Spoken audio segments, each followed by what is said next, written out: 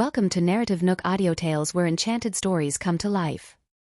If you enjoy our stories, please subscribe, like and share to support our channel. Enjoy listening. Be her sister-in-law for this lifetime and treat her well then. Clark tenderly stroked Carol's face and said gently, "Bella likes you very much, and she's the kind of person who is cold on the outside but warm on the inside. She doesn't say much, but she truly cares about you." Clark paused momentarily before continuing, "Once you've gotten to know her, you'll realize that she's a wonderful person, easy to get along with." "I've never heard you praise Serena like this before." Carol could see that Clark truly cherished his sister. "They're different," Clark said gently. "Bella mentioned that she and her fiancé are committed to seeing this through to the end.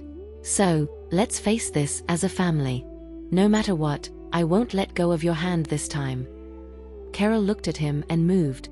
"Bella said there's about a 70 to 80% chance the poison in me can be cured." "She told your brother the same thing." "If she said it, she will do it," Clark said with a smile and confidence. "There's no poison she can't cure. After all, she's Dr. Bell." Carol looked at him in surprise. "She's Dr. Bell? The legendary Dr. Bell? The elusive and renowned physician?" "Yes." Clark gave her an affirmative answer. Carol was stunned. She hadn't expected the renowned physician they'd been searching so long for to be a vibrant and beautiful teenage girl, not an old man. So if she says there's hope, then there is. Clark had utmost faith in his sister's medical skills. Carol hadn't expected her luck to be this good. Not only did she reunite with Clark, but she also inadvertently found Dr. Bell to cure her poison. It seemed her bond with Clark hadn't ended. It was still strong. "Bella said the poison in your body is tricky but not incurable. She needs to draw some blood for research. When she does, I'll ask her to be gentle." Carol laughed. "Having blood drawn feels like a mosquito bite to me. It's not painful." She'd weathered great storms, and she wouldn't fear a tiny needle. "Even so, be gentle," Clark caressed her hand, speaking softly. "We need to be prepared though. The poison will take some time to heal. I've survived a year. I don't mind a few more months. I'll tell Bella to treat me without worry. I trust her." Clark lovingly looked at her. "Let me take you upstairs to change into fresh clothes first. We're taking a flight back home shortly." The phrase "back home" reminded Carol abruptly of her own brother Dennis. Oh no. She thought she wouldn't survive this time, so she asked her brother to check on Clark, wanting to see him one last time before she died. "I need to make a call." Carol reached for her phone. "Want to call your brother?" Clark asked with a soft smile. "Bella has already informed him of the situation.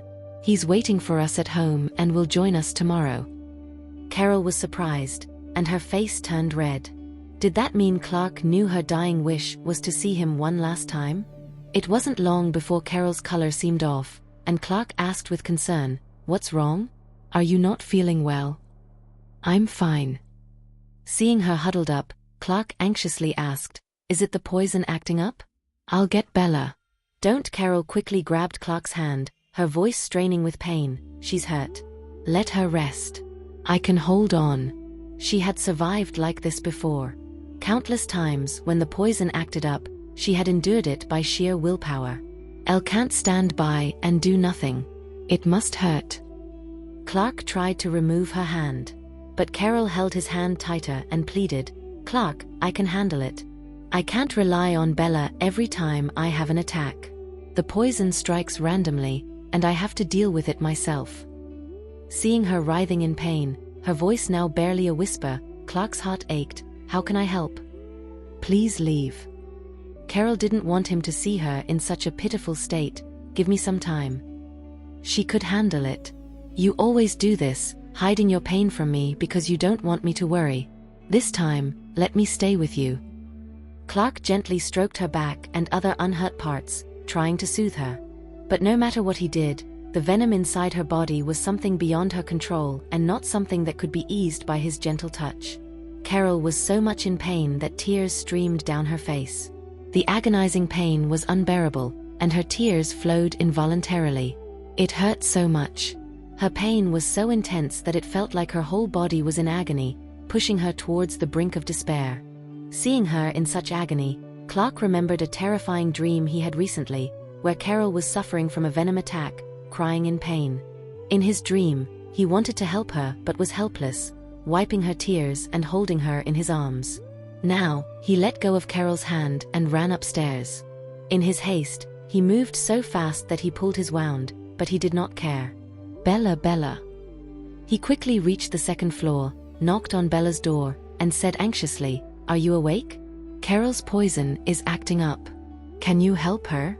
She's in great pain. Bella?" Soon the door opened, and Romeo appeared, carrying Bella. "Go to my room, 4th row, count 4 drawers from the left, and get an acupuncture kit," Bella instructed. Clark's mind was a blank, but hearing his sister's words, he instinctively responded, "Okay." Acupuncture kit, acupuncture kit. He rushed to get it. Romeo carried Bella downstairs, and Clark, clutching the acupuncture kit, followed them. Carol was already sobbing on the couch. Her tears were flowing freely, and her forehead was covered in sweat. Carol.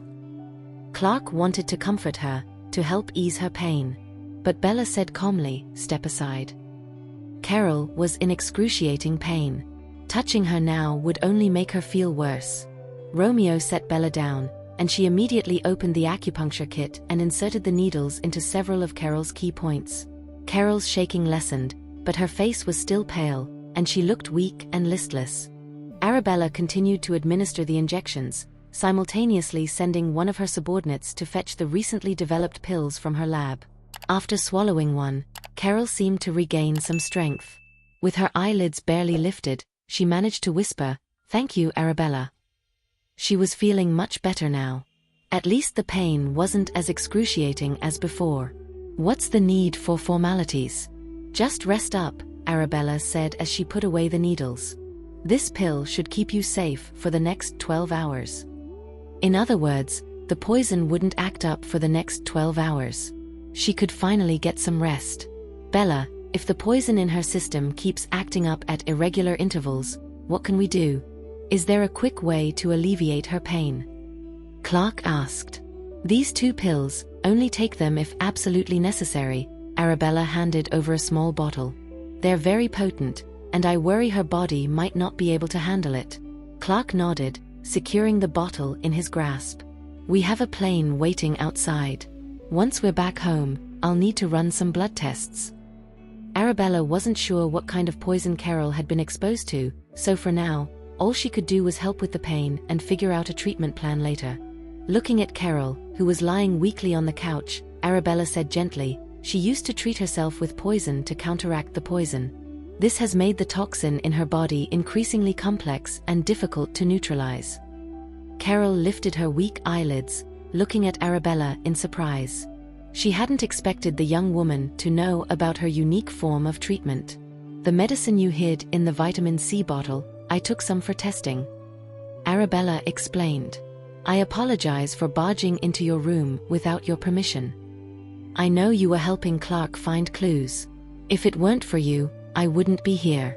So, it's me who should thank you," Carol weakly smiled. "Thank you, Arabella.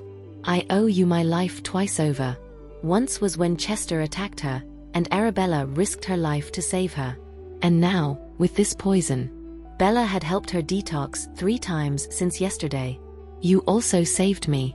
We're like family." "There's no need for thanks," Arabella looked at Clark. "Can you carry Carol, or should I have my people do it?" The plane was waiting outside. It was time to leave. "I can do it," Clark stated confidently. "Then, let's get going." As soon as Arabella finished speaking, Romeo, standing next to them, scooped her up in his arms. "Oh, by the way, Bella is my sister, and this is my brother-in-law Romeo," Clark introduced formally. Only then did Carol take a good look at the man next to her. She hadn't noticed anyone else when she was in excruciating pain. Now, knowing that Romeo was Edith's future brother-in-law and the current richest man, she was surprised. No wonder Edith mentioned that her sister and brother-in-law would see this through. They certainly had the means to do so. "Hello," Carol simply nodded, her pale face wearing a mild smile. Hello, Carol. Romeo also greeted her, then turned to Arabella in his arms and said, everything's been arranged back home. Let's leave. The fish were practically jumping into their net. Okay, Arabella nodded. Clark gently lifted Carol. Does it hurt?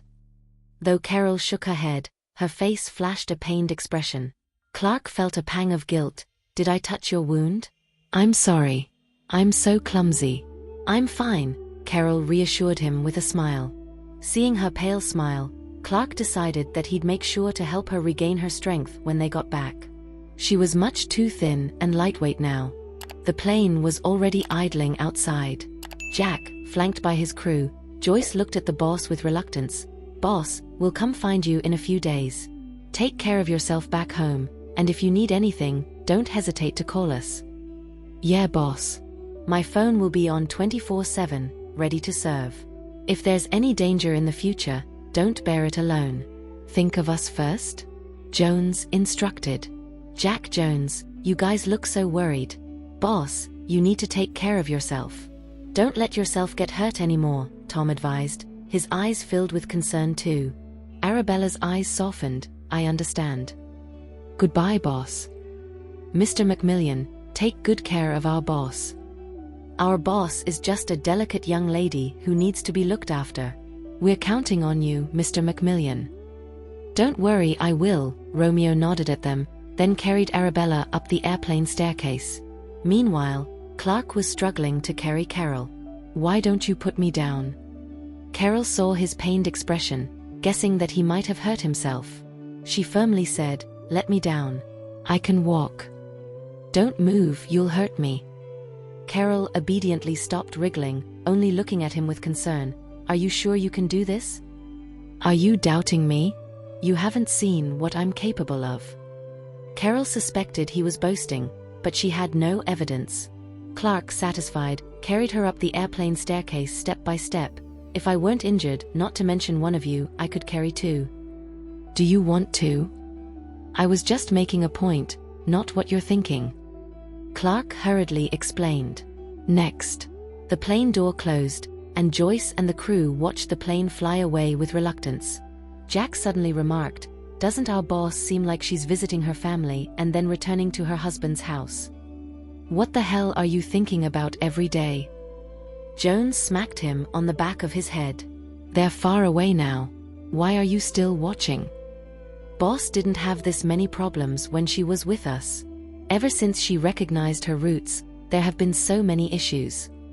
That's not entirely true. Before, all the money the boss made went into the Murphy family's pocket, even cleaning up their messes. In comparison, I prefer the Collins family. Isn't that obvious? Comparing animals with humans. On the plane, Romeo carried Arabella into a room to rest. Due to her injuries, Arabella was mentally and physically exhausted. Meanwhile, Clark discussed with the girl in his arms, when we go back, do you and your brother want to stay at my place? He owned several private villas, some overlooking the mountains, some with a sea view, some in the bustling city center, and some in quiet suburbs. No need. Carol declined. She was worried that it would give the Collins family the wrong impression. If you're uncomfortable living in a house under my name, I can change it to yours. Clark played with her hand. In any case, I must live with you. Different rooms, different floors, as long as I can take care of you. With your current situation, the poison might act up at any time. Your brother has other things to take care of, and he can't watch over you every second. It's better to have someone at home with you. Clark added, if it's left to the staff, I won't feel assured. Carol had been pestered by him for quite a while, ultimately surrendering to his persistence with a weary sigh. Meanwhile, Serena dragged Louisa to the shopping mall. Her mood finally improved after swiping her card for about $1 million. Clasping her mother's hand fondly, she cooed, Mom, you're the best. You bought me so many things. Even though I'm not your biological child, you treat me so well.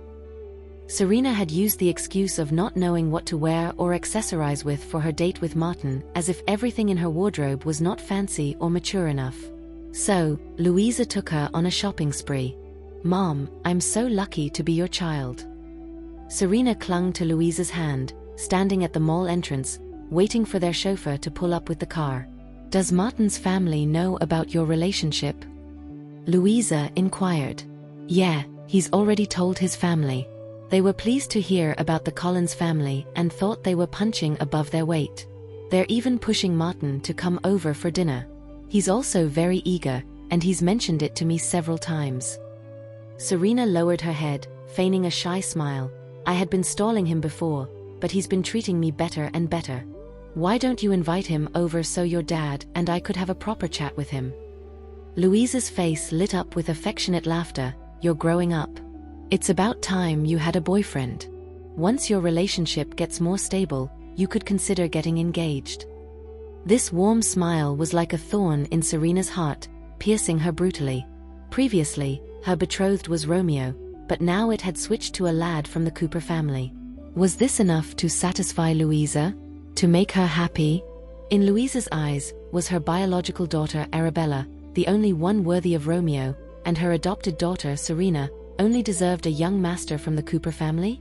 "If you get engaged, the Collins family will surely put on a grand celebration for you." Louisa's face beamed with indulgence. Serena forced a smile onto her face. "Mom, our car's here." She didn't want to continue this conversation. As the chauffeur held the door open for them, seeing the joy on Louisa's face, he couldn't help but ask, "Madam, what's making you so happy?" "Serena's found a good match. Wasn't that a reason to be happy?" The chauffeur glanced at Serena. "Congratulations, Serena." "Yeah, right.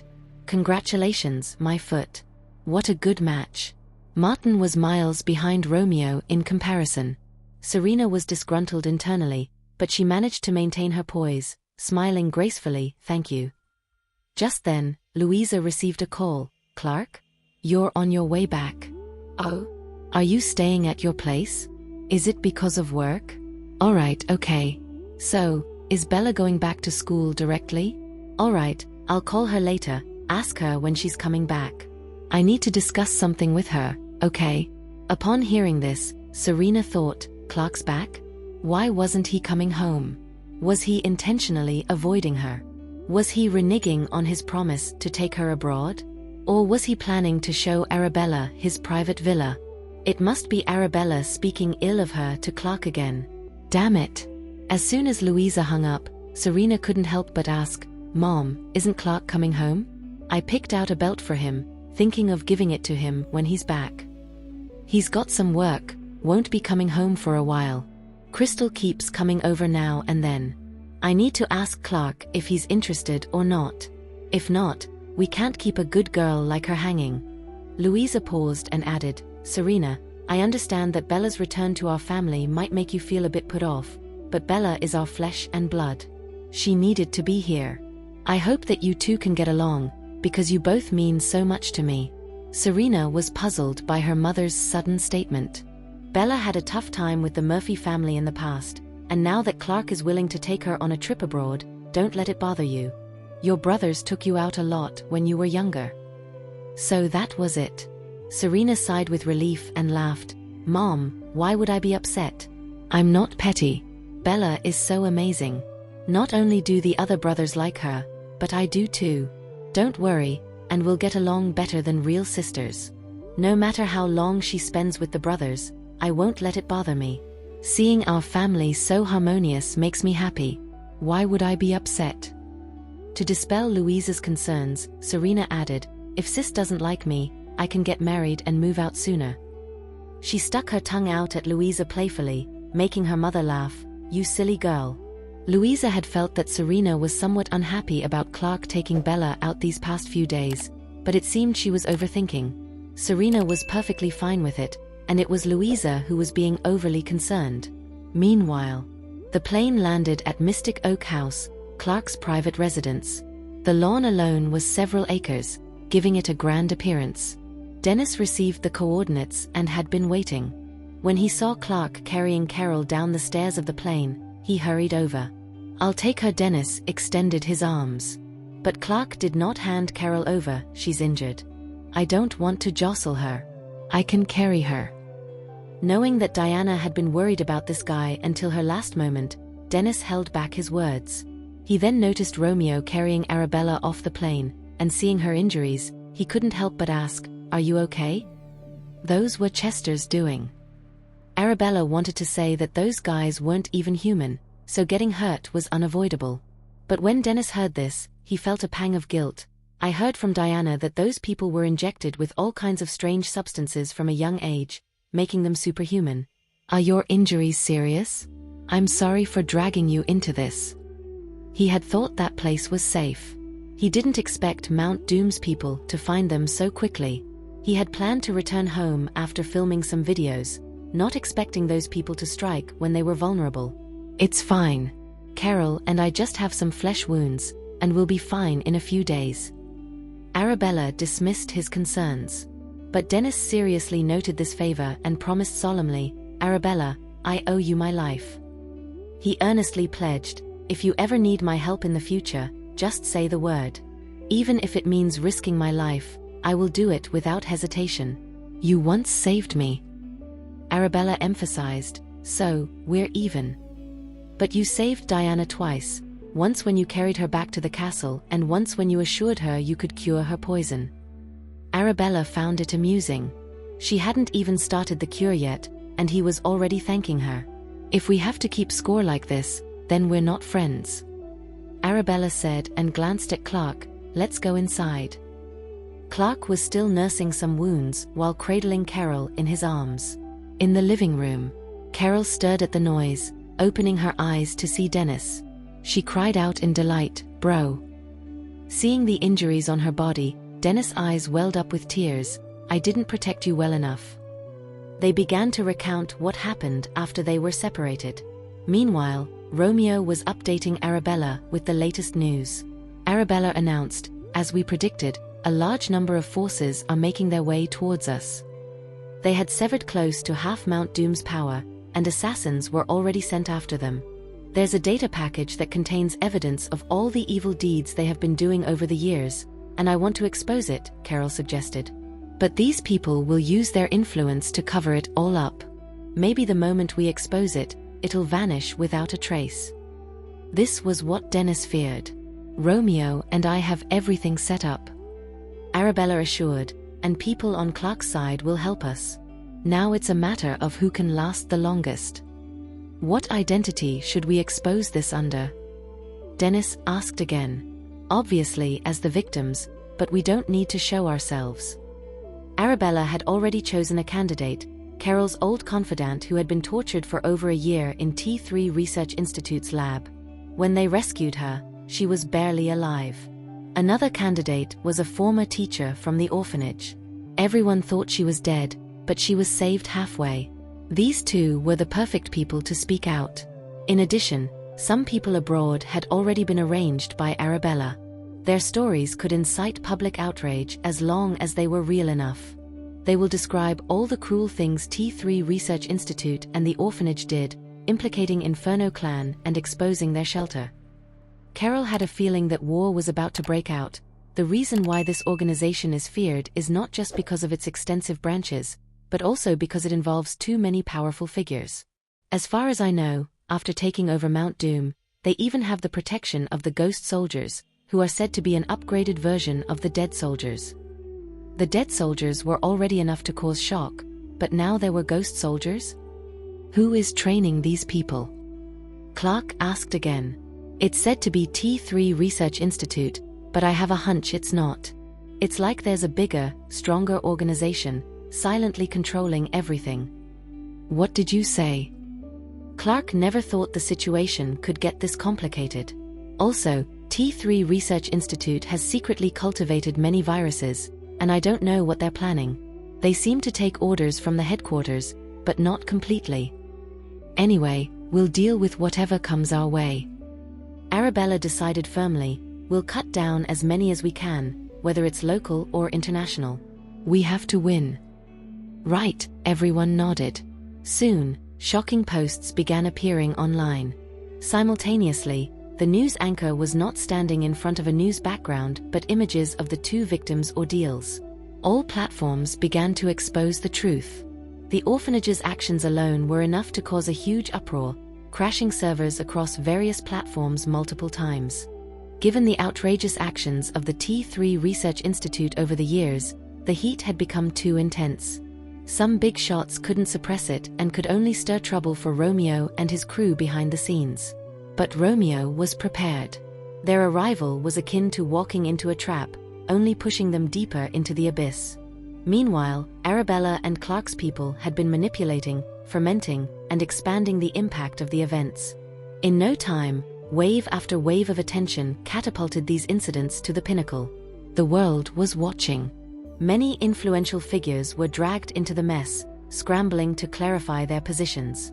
Countless entrepreneurs released statements, their anxiety palpable. Even those who wanted to clear their names couldn't stop the spreading of these events. Louisa sat on her sofa at home, stunned by the news. What on earth is happening? How did the world turn into this? Did these issues exist before? Oh my God, how could this happen? Even the servants, seeing the news on their phones, were crept out. The world they lived in seemed entirely different from the one being exposed. At this time, a servant came in. "Ma'am, Miss Temple is here." Crystal. Louisa hadn't recovered from her shock when she saw Crystal Temple enter with a smile and an armful of gifts. "Why do you always bring so much when you come over, dear? I've told you don't need to bring gifts to our house. These are fruits from a distant relative's orchard, and they're really sweet. I picked them myself. And this tea, I saw it at an auction. They said it has a particularly smooth taste, so I thought I'd bring it for you to try." As Crystal explained her gifts, Louisa hurriedly accepted them. "Sweetheart, you're too kind. Clark has been busy with work since she got back from her trip with Bella. Sit down for a bit, and I'll give her a call." "No need, Auntie. Don't disturb him. I just came to check on you. I had something to discuss with him anyway. I'll go upstairs to get something for you." Louisa was always uncomfortable accepting gifts from the girl, and yet Crystal always refused to accept any in return. During her shopping trip with Serena today, she thought of getting something for Crystal. At that time, Crystal thought she had won the favor of her future mother-in-law and was overjoyed. After Louisa called Clark, she quickly said, "Son, Crystal is here again. What are your intentions towards her? Be clear with your mother. I think she's quite good in terms of her family background, character, education, looks, and personality. I'm quite pleased with her. Why don't you try dating her?" At this moment, Clark was feeding Carol some medicine. His phone was on speaker, and he didn't expect his mother to suddenly say such a thing. Before he could refute it, Louisa continued. "The girl visits us every now and then, shows concern for us, and always brings gifts. Last time when I had a stiff neck, she gave me a massage, and it was better in no time. Amazing. With Serena away for school and no young people at home, she specially came over to keep me company, doing beauty treatments and having afternoon tea with us. And your father, when his back was hurting, she brought soup, a massage chair, and even invited a renowned doctor to check on him. Despite growing up with a silver spoon, she doesn't have the typical rich young lady attitude." Mom. Feeling the gaze of Carol and Dennis, Clark hurriedly interrupted his mother. "Mom, I've told you many times that she and I can only be siblings in this life. I have a girlfriend, and I'll bring her over to meet you sometime." As soon as Clark finished speaking, Carol quickly covered his mouth, signaling him not to say anything more. Louisa's words over the phone had already made Carol feel the disparity between her and Crystal. Clark could feel the soft touch of the girl's fingers. His lips lightly touched her hand, causing Carol to blush and instinctively pull away. Dennis noticed that scene only to fuel his anger. How dare he take advantage of his sister at a time like this? "Do you have a girlfriend? Since when? How come you've never mentioned it?" Louisa was shocked. He had been dating for a year but never told his family. Dennis was even more angry. Why? Why didn't he tell the family? Was she the same age as you? What does her family do? Does Mom know them? Was she the daughter of a wealthy family? Before Louisa could finish her questions, Clark noticed a change in Carol's mood and quickly interrupted. "In any case, stop giving Crystal any hope on your end. As for me, I'll find time to clear things up with her." Louisa wanted to ask more about his girlfriend, but he had already hastily hung up. Strange. When did her son get a girlfriend? Why hadn't she heard anything? Was it a recent relationship? Downstairs, Crystal was filled with anticipation. Seeing Louisa come down, her eyes sparkled even more. "Crystal, this is a dress I bought for you. I'm not sure if it fits. I wanted to see you try it on, but I have to run an errand for your uncle, so I can't stay to entertain you." Louisa lied. "That's okay, Auntie. Thank you for buying me so many beautiful clothes. I'll go home and try them on, then send you a video. I won't stay to bother you." Crystal politely excused herself, not forgetting to thank Louisa for her kindness. Louisa watched her leave, wondering what kind of girlfriend Clark fell in love with. It would be heartbreaking for Crystal when she found out. At Mystic Oak House, Dennis looked at Clark with a cold expression. Carol quickly said, "Brother, you should rest first. I'm tired and want to go to sleep." "I'm asking you." Dennis's gaze was fixed on Clark as if trying to see through him. "In the past year or so, have you been in contact with the heiress of the Temple family? Does she often visit your house? Are you close? Have you never mentioned Carol to your family?" "Brother, I told you to rest first?" Carol's eyes were warning. She didn't want her brother to interfere. But Dennis was angry. "This guy says he loves you, cares about you, looks for you everywhere, but he's keeping a backup. What's more, the backup has already gained the approval of his family. His family must think the backup was better than Diana. Brother, you misunderstood." Before Clark could explain, Dennis was already angry. "I just heard clearly. Your family doesn't know anything about your girlfriend." They had been dating for a year, but he had never told his family, so they were still trying to set him up with someone else. The servants outside noticed that something was wrong and hurried to find Arabella. Arabella was starting to feel better, and upon hearing that Dennis and her brother Clark were about to get into a spat, she decided to intervene.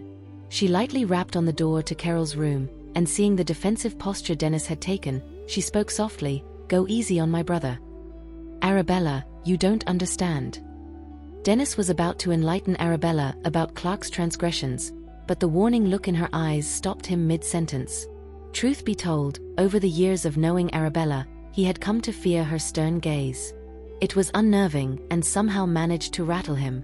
His bravado faltered, and he tried to justify his stance. He was in the wrong. Arabella then turned her gaze to Clark, who, under the pressure, admitted, "It was my fault." "Talk it out," suggested Arabella, uninterested in meddling in their affairs. Leaning against the door, she added casually, "Don't disturb my sleep." Dennis' fiery temper seemed to dampen at her words. Carol, noticing the change, wondered if her brother was really that influenced by Arabella's words. Could it be? No, it was not possible, right? Arabella, after instructing the servant at the door to keep an eye on them, left nonchalantly. The servant was astounded. Just a few words from Miss Bella and the tense atmosphere had eased. "Brother, it was wrong of me not to inform the family about my relationship with Carol a year ago," Clark admitted. "I wanted to wait until our relationship was stable, propose to Carol, and then inform the family. I did not want our family to disturb Carol's peaceful life prematurely." He knew just how enthusiastic his mother could be, always ready to drop by for a visit or even spy on Carol. "My feelings for Carol are genuine," Clark declared. "During her absence over the past year, I was in agony. Now that she's back, I will double my efforts to take care of her, be with her, and help her recover." Carol was moved and looked at him with softened eyes. "As for Crystal, I've always considered her a sister and have never crossed any boundaries." "I swear it," Clark explained. "My mother just loves to meddle. Since my brother Hans and Chaucel both have girlfriends, she naturally turned her attention to me." He intended to introduce Carol to the family once they both had recovered. "But you heard it yourself. Your mother cares a lot about social standings. Diana doesn't come from a prominent family, she's not a rich heiress, her personality is not outgoing, and she doesn't try to please anyone. Plus, she's the next in line for the organization." None of these things was favored by Louisa. "My mother cares more about her son's happiness. As long as I love the person, she will definitely approve." He was confident about this. Besides, I don't think there's anything wrong with Carol's personality. I like her just the way she is. She doesn't have to please anyone when she's with me. Whether she's a rich heiress or comes from a prominent family doesn't matter to me. All that mattered was that Carol was by his side. Meanwhile, Crystal, carrying the clothes Louisa had given her, was just about to leave the Collins family mansion when she spotted Serena and Martha whispering in the garden. She knew that Martha had been serving Serena for 18 years and that their relationship was as close as mother and daughter. She approached them with a warm smile. "Serena, dear. Thank you for listening. If you have enjoyed this story, please like and share so others can see it too. Also hit the subscription button and notification bell so you can be notified on our next release. Thank you for your support. God bless you.